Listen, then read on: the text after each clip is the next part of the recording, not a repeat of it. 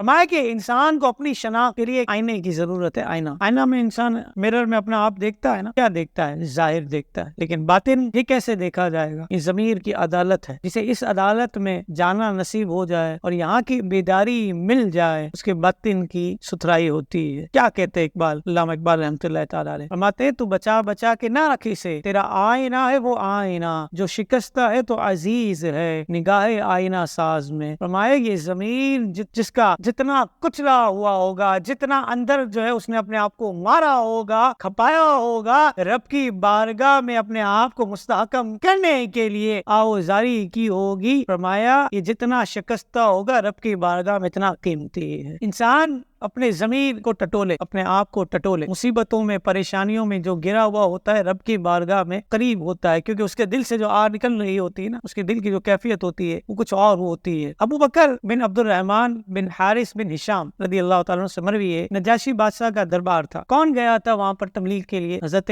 جعفر رضی اللہ تعالیٰ عنہ. وہ گئے تھے, انہوں نے نصارہ کو سب کو بلا لیا. آپ سے کیا کہا کہ آپ قرآن سنائیں. ہم قرآن سنتے ہیں, لیکن اس قرآن کو سننے کے بعد ہمارے دل کی طہارت کتنی ہوتی ہے, من کی طہارت کتنی ہوتی ہے, غور کیجئے گا اس روایت کو سن کر. فرمایا کہ حضرت جعفر سے کہا گیا کہ قرآن سنائیں. انہوں نے سورہ مریم کی تلاوت شروع کی, جسے سن کر یہ لوگ رونے لگے اور حضور پر یہ قرآن کی آیت نازل ہوئی. کیا ترا اعینہم تفیض من الدمع مما عرفوا من الحق, ان لوگوں کو دیکھو ان کی آنکھوں سے آنسو ابل رہے ہیں اس لیے کہ وہ حق پہچان گئے ہیں. کیا میں اور آپ حق نہیں پہچانے گی تک؟ ہم سب اپنی زندگی کا محاسبہ کریں, اپنے من کو تھوڑا ٹٹولیں. بائی برتھ ہم مسلمان ہیں, نماز بھی پڑھتے ہیں, قرآن بھی پڑھتے ہیں, رمضان کے مہینے میں قرآن زیادہ پڑھا جاتا ہے. کتنی دفعہ ایسا ہوا کہ قرآن پڑھ کر ہمارا دل پسیج گیا ہو, کتنی دفعہ ایسا ہوا کہ ہمیں رونا آ گیا ہو, کتنی دفعہ ایسا ہوا کہ ہماری آنکھیں کم از کم نم ہو گئی ہوں. یار یہ رب کا کلام ہے اور اس رب کے کلام کو میں پڑھ رہا ہوں, میں کسی اور سے بات نہیں کر رہا ہوں. میرا مخاطب میرا رب ہے جو اس کائنات کو چلا رہا, جو میرے وجود کو زندہ رکھے ہوئے ہے, میں اس کا کلام پڑھ رہا ہوں. مجھے بتائیے کہ اس کلام کو پڑھ کر کتنی دفعہ ہمیں رونا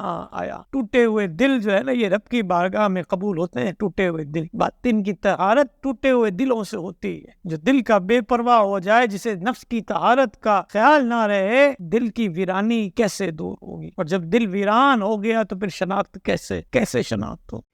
مزید اسلامک اور معلوماتی ویڈیوز دیکھنے کے لیے لائک، شیئر اینڈ سبسکرائب کے بٹن کو پریس کرنا ہرگز نہ بھولیں.